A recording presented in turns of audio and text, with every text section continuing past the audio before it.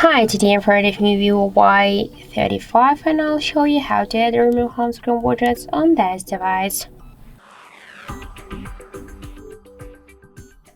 So first, we just should hold for a while our device home screen and then we'll see here the widgets icon. Just click here once and after that we can see here all the available applications with widgets we can add.